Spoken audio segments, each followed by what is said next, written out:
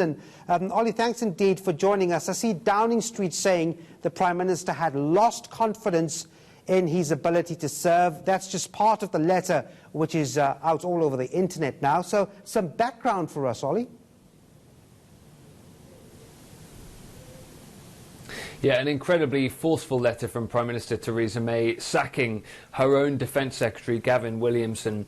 And the background to this, it relates to Huawei and the decision that was reportedly in the process of being made by the UK government to allow the Chinese telecoms firm access to part of the upcoming 5G network that's going to be built in the United Kingdom. Now, when that information was leaked to the media after it had been discussed at a National Security Council meeting, which makes up senior ministers, the Prime Minister, senior military and intelligence officials as well, an inquiry was launched to find out who had leaked that information from the NSC into the British press. Well, Theresa May and Downing Street have now concluded after this probe that Gavin Williamson, the Defence Secretary himself, the man who is nominally in charge of the UK's armed forces, of course, is going to have to lose his job and has been sacked. He was actually asked to resign, refused to do so, and has been sacked by Prime Minister Theresa May. So an extraordinary turn of events, really, for a sitting Defence Minister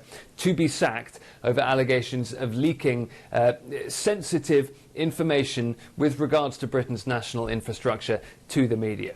And no doubt, Olly, this was considered to be a big security breach here to have this sort of consequence.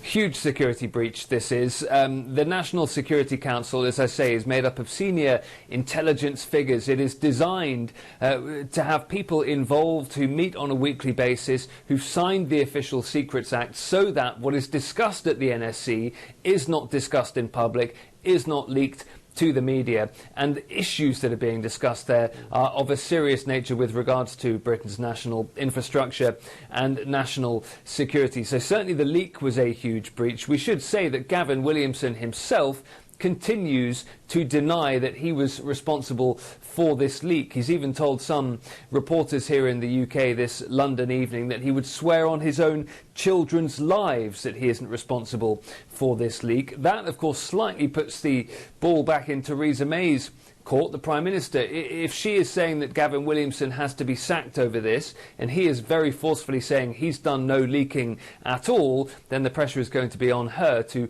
reveal what evidence there is of wrongdoing from her now sacked Defence Secretary. I will watch that closely. Of course, lastly, Penny Mordaunt becomes the first woman to take the role of Defence Secretary here.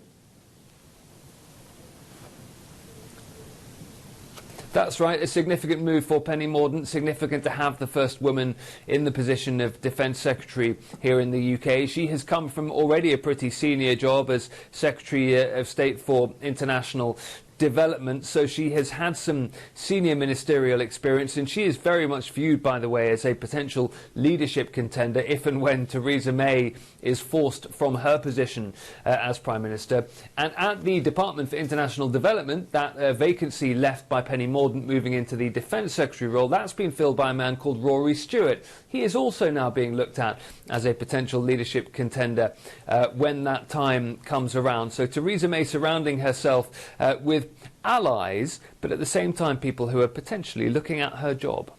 Olly Barratt in London, thanks indeed for touching base with us with the latest on the sacking of the Defence Secretary there.